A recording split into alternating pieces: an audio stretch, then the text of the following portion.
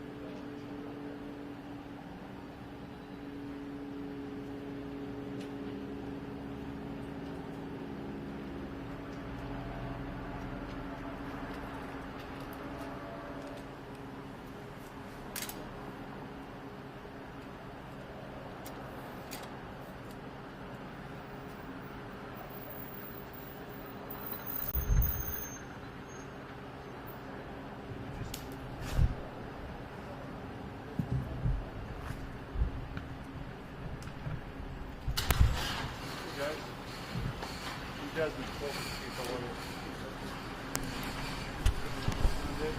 How are you? Good. What do we do here? Jasmine. What is it? Thank you for coming down.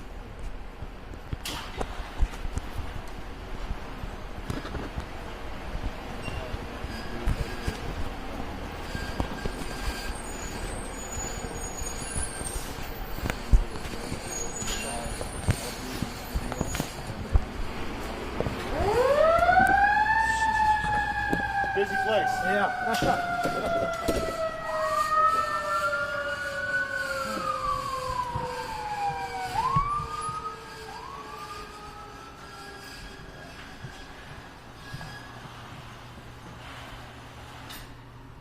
There wasn't anybody over there, was there?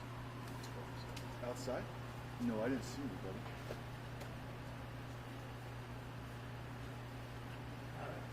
Right. Just look directly at the camera. What do you guys want me to do? Stand right there, the mic's right there, and Closer or further back? let me see. That's pretty good actually right there. All right. Go ahead. Hello everyone, my name is Greg Pixley. I'm the spokesperson for the Denver Fire Department. We start this press briefing with some tragic news. Our fire companies were involved in a response to a reported fire yesterday at a building at Calumet and 14th Avenue. Unfortunately, during our response, one of our fire engines, our apparatus actually named Rescue 1, which is a technical rescue vehicle, was entering the intersection at Broadway and Spear. As the lights were changing, our fire engine with lights and sirens slowed down, but about 1:37, the fire apparatus actually collided with a civilian vehicle. Unfortunately, of the 3 passengers inside of that private vehicle, 1 was significantly injured and 2 are in critical condition. The one with significant injuries was pronounced at the scene. Immediately from that point, the DFD command staff responded to assist not only our personnel, but the police in the investigation regarding the significant loss of life. It's been our goal from that point to assist Denver Police Traffic Investigations Unit and the District Attorney's Office in any aspect of the investigation that's needed. Now, this is a normal process in any type of fatal crash within the city and county of Denver. The Mayor Michael B. Hancock, and his leadership were notified immediately. Our Chief, Desmond Fulton, provided updates to them throughout the evening. In addition to the 2 individuals that were injured, one of our firefighters also suffered knee injuries and is being evaluated at this time. Now, it's our goal as the Denver Fire Department to reduce any type of chances of this type of event happening in the future, which is one of the reasons why we want to assist the investigation as thoroughly as we can. But it's important for us to recognize the loss of life. And we send our heartfelt prayers and our thoughts out to the families that are affected so significantly at this time. Without any further ado, I would like to introduce the Denver Fire Chief, Desmond Bolton. He's going to address some of the other specifics regarding the accident, the investigation, and our personnel. Chief Bolton. Thank you. It's with a heavy heart that I stand here in front of you today. As Captain Pixley spoke to, we were responding to an emergency scene yesterday. There were reports of the smoke in the building when one of our fire apparatus was in a tragic accident. Recognizing the severity of the accident, the firefighters on that particular rescue unit immediately went to work extricating the victims that were trapped. Unfortunately, one life was lost at that particular scene, and there are 2 more individuals that are in the hospital right now with severe injuries.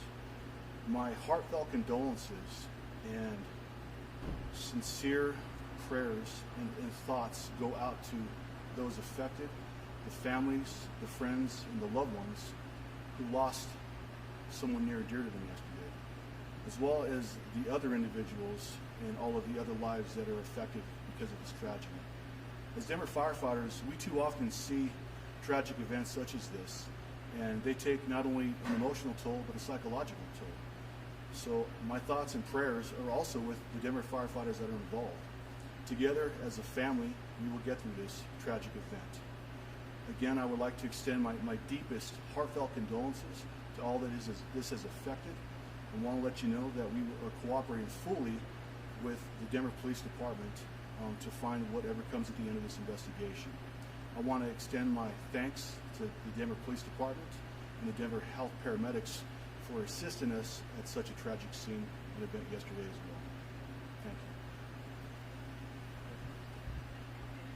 Do you have any more information about how the collision happened? You said the light was changing. Did someone run through a yellow light or anything like that? I don't have specifics to that particular answer.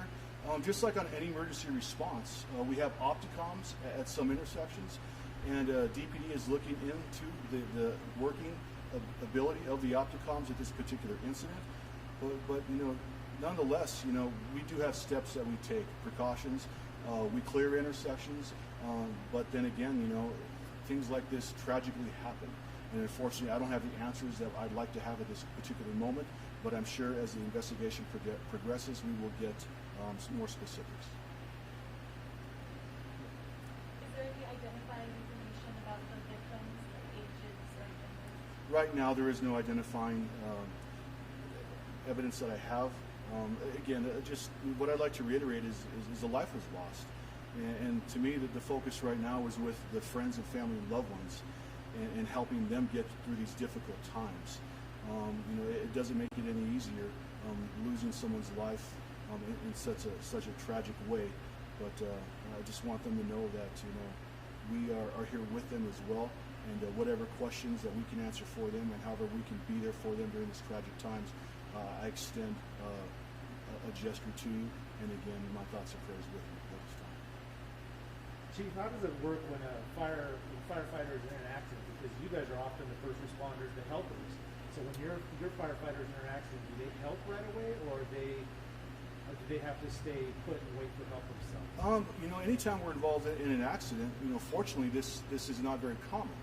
But it's something such as this, they immediately, being the professionals that they are, recognize the severity of this. And even though that they were shooken up and sustained some injuries themselves, they immediately went to work helping to extricate these individuals. The quicker we could get people out of this vehicle into the hospital, the greater chance we have for survivability. But as far as other things that are part of our policy, we immediately take them out of service. We have other vehicles or fire apparatus respond to assist at the incident. We immediately coordinate with DPD on the investigation process. So obviously, we do what's called an XO 94 drug screen for drug and alcohol. We want to be as transparent as we possibly can, so that way that the public has the confidence and trust that we've worked so hard to earn, that we don't lose that trust and faith in us as an agency. But again, these are not normal, and that makes it even more difficult to stand in front of you today to speak to this tragedy. Like you said, they're not normal. And keeping in mind that a life was lost and there are 2 other people injured in the hospital with very severe injuries. How do you, as a chief, make sure that your men and women who are involved get the support and help they need? Because I'm sure this is hard on them too. Absolutely. Like I said, this affects us all. You know, a life was lost. Other people are fighting for their lives right now, and I've got you know, five men at home that are revisiting the scene in their head over and over and over again. You know, this is something, as I spoke to, this takes a tremendous impact on us, psychologically and emotionally. You know, I feel blessed that we have a peer support team in place. We've got a resiliency program that we've just implemented. It's brand new to our department. And, you know, we're a family. And the only way we get through difficult times such as this is together. And letting them know through our words and our actions that we are in this together, and we will get through this together. We will be support throughout this entire time that's difficult, and let them know that you know, we will be through them, or through this with them, shoulder to shoulder as we progress and proceed. And my last question is the, you know, it seems so small at this point, but is the truck, how is that? Is it going to be in service, or it has to be taken out of service? Are you guys going to be short one now, or? Right now, I mean, that vehicle will be out of service. We want to make sure that all, you know, that's considered evidence right now. So we want to make sure that that's preserved, and whatever access Denver Police Traffic Bureau needs to that apparatus, we'll give them that. We've got that in a secure place. You know, Rescue One is a technical rescue company. They respond on all types of technical rescues throughout the city, including all structure fires. So that is something that we have to staff. It's paramount. So right now, starting after this accident, we were working with a plan A and a plan B on how we get this apparatus back into place, into service, but realizing at the same time that the men and women that are going to be staffing this apparatus can have somewhat of a psychological and emotional impact. So to me, you know, we've got to take care of our people first before we can take care of others. I guess, are there any like known visibility issues near that intersection? At that intersection that might have contributed to one driver or the other just not seeing the other? It's, you know, it's, I don't want to speculate, but you know as well as I, Broadway is a very big street. It's very wide. There's many lanes of traffic. It's one way. Spear Boulevard, again, it comes at an angle crossing Broadway.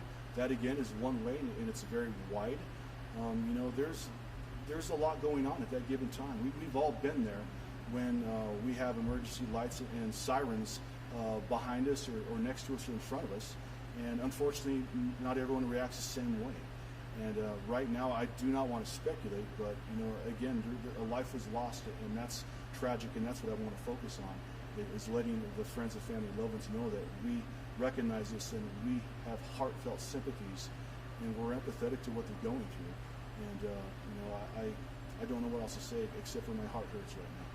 Chief, Going back to taking care of the mental health of the firefighters and the investigation, will the firefighters who are involved going to be taken out of the mix for a little while? You know, it depends. And on that one, to be honest with you, I've got the subject matter expert when it comes to resiliency. Captain Pixley really heads up our peer support team. So if you wouldn't mind speaking to that I more. will address that, but if you would just clarify one more time about our cooperation with the investigation in terms of the facts that will be done after the investigation is completed. Oh, absolutely. So speaking to the investigation, I mean, we want to be completely transparent. So, you know, we're in contact with the Denver Police Department's Traffic Bureau, and, you know, whatever they need from us, you know, we've already sat down and we've done interviews with all of the individuals that were on the apparatus that were involved in the accident.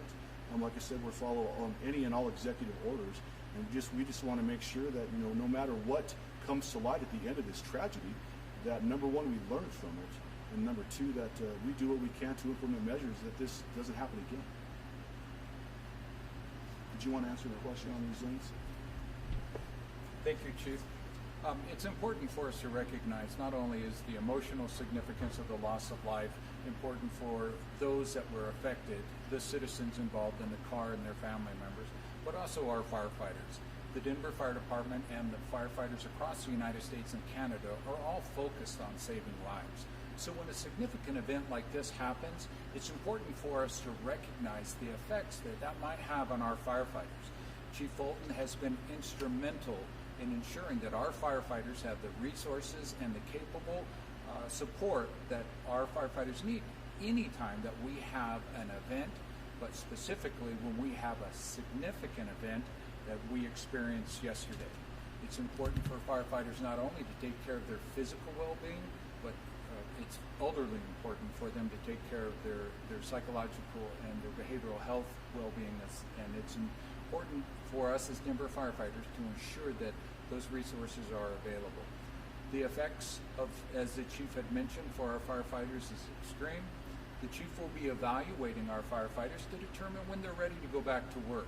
We want to ensure that our firefighters and their families have not only the resources, but have the peace of mind knowing that they are capable and competent and confident to be able to go back to work and provide the services that the city and county of Denver deserves and expects from our fine women and men.